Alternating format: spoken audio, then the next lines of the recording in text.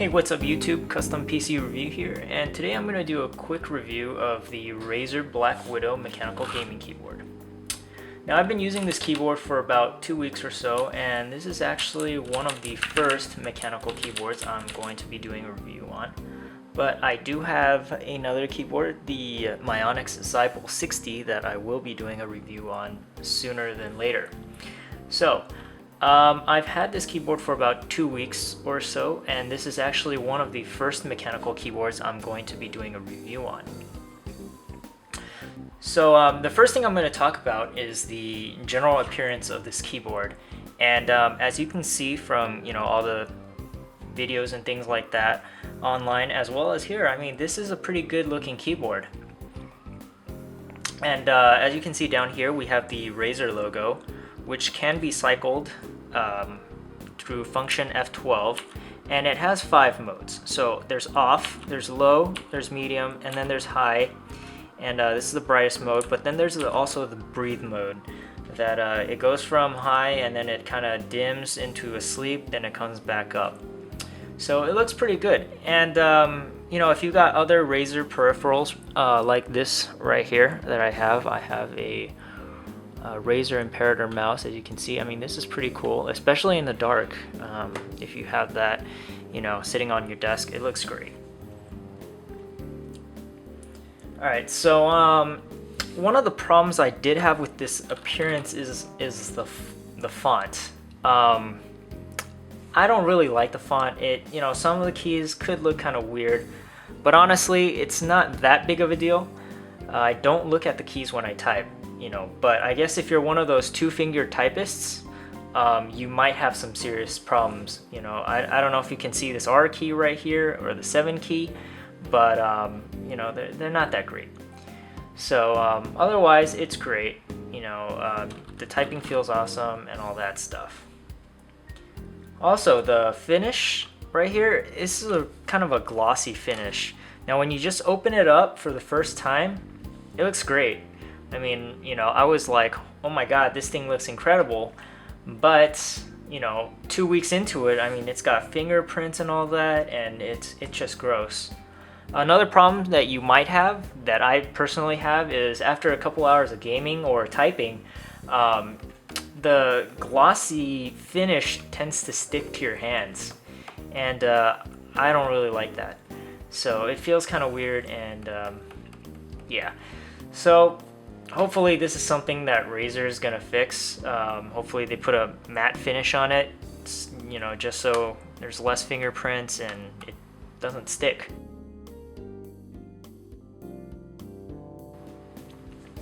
Alright, so one thing that I tend to do a lot using my computer is I type. Now I know a lot of you guys that are watching out there, you guys have a dedicated gaming machine that you use pretty much most of the time for gaming. But for me, the one thing I do a lot is type. I do game, but I type a lot. And with this keyboard, I really do feel that my typing speed has been improving, and I'm less prone actually to making mistakes. And the reason is because I know for sure when I hit a key that I've hit the key, because it makes this pretty distinct clicking noise. And for people who study or like to have books in their laps or somewhere on their table they like to refer off to and type at the same time, it's great because you don't have to stare at the keyboard while you type, stare at the screen, because you'll know every time you hit a key that you've hit that key. So I think that's great. Alright, so, since this is a gaming keyboard, I did do a lot of gaming with it, and I thought gaming was great with this keyboard. I typically play a lot of first-person shooter games. Currently, the current favorite is Battlefield 3, and I felt that this keyboard really never skipped a beat. And one of the first things I like to do while testing, something like a keyboard or something like that, is basically to walk forward, walk to the side, hit control, and at the same time throw a grenade or something, and do that while sprinting as well, hit a grenade or something. And there's a lot of cheap keyboards out there that if you do hit a key combination like this, I mean, sometimes that grenade's not going to come out, and the enemy is going to turn the corner and they're going to shoot you right in the face. So that was not a problem with this keyboard. And I know this keyboard does have 6-key rollover, and that seems to be a limitation of USB itself. So you'll really need a PS2 connector in order to have more than 6. But honestly, I think 6 keys are just fine for most gamers out there. Alright, so one of the great things about this keyboard, I think, is these 5 macro keys. And macro keys are pretty commonplace with gaming keyboards out there, but they're not that common with mechanical gaming keyboards. And I think these macro keys are great, and they are settable on the fly, and it's really easy. And I can really show you pretty much how to do it. All you have to do is hit Function and Alt right here. Then you get this red light that shows up right up here, which shows it's in macro programming mode. And we'll hit something like 1 and D right here. And then we'll hit Function, Alt again. And then you see this red light blinking right here. So now I'm going to hit whatever macro key I want it to set at. So I'm going to hit M1 right here. So now 1 and D is going to go into your macro settings.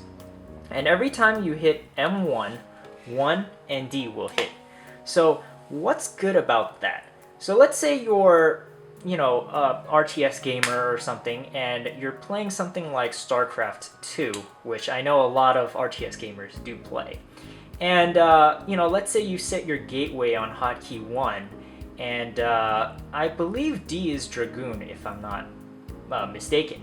So you hit M1, and every time you hit M1, you're going to build another Dragoon. And you can be across the map somewhere looking at something else. You hit that M1 button, and it's going to jump right back, and it's going to build whatever you want.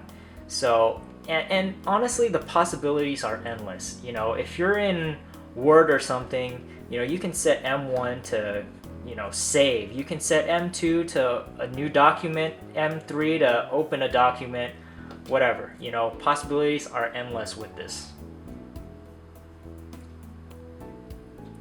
Alright, so another great feature of this keyboard is this key right here, and it's the Function F11. And once you hit that, this green dot will appear right here that says pretty much gaming mode. And what does this gaming mode means? It means that this key will no longer function. And I really like having a Windows key here. And I know some keyboard manufacturers will disable it, or will change this into, say, the function key. But I really like having the Windows key here because I'm pretty used to, typing and then, oh, I need the Windows key, I need to start. So that's great. And what this G button does is it disables that key while you're gaming. So while you're gaming, you don't actually accidentally hit this button and, 5 minutes later you realize you're dead, or, you're whatever. So I think it's a great addition, because I really like this, and I really don't want them to move a function key here just to, put a Windows key here or whatever.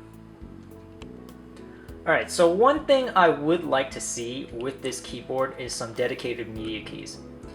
And yes, this currently does have media keys that has function F1, that disables the volume and all that. But I would really like to see some keys, maybe, around here or somewhere here or something like that. And the reason I'd like to see some dedicated media keys is the fact that, especially on this keyboard where it's non-lit, I watch my movies in the dark.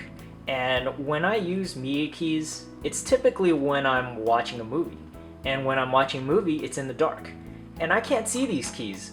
So for me to have to hit, function F1 and remember, function F5 and things like that when I can't even see the key, it doesn't help me out very much. So, I definitely, wish that, on the next revision or whatever, they do add these keys, and it would really make these MIDI keys, more than just a marketing gimmick, really, and it'd be more functional. So, all right. So, final question: would I recommend this keyboard to everyone? And yes, I will. There are a couple small issues with it. Glossy finish. Don't like that. Needs dedicated media keys. Another thing I forgot to mention is, this keyboard has no USB hub. That's always nice to have on a keyboard, especially coming from one of those Logitechs I had before. I've really gotten used to having, some USB ports on somewhere on the keyboard. It would be nice to have some audio ports, although that isn't completely necessary. But overall, this is a good keyboard. I do type faster with the keyboard, and it is one of the cheaper mechanical keyboards out there. I believe it's only about $80 or so for this one that doesn't have a light. And if you do want it lit, the whole keyboard will light up blue. They do have the Razer Ultimate Edition for, I believe, $130. So, I mean, big price difference to pay for a lighted keyboard, but, for different kind of people. So, thanks for watching my quick video review, which I guess isn't very quick. And, if you really liked this style of review that I'm doing now, please comment below. Please like this video, subscribe, do all that good stuff, and stay tuned for more videos.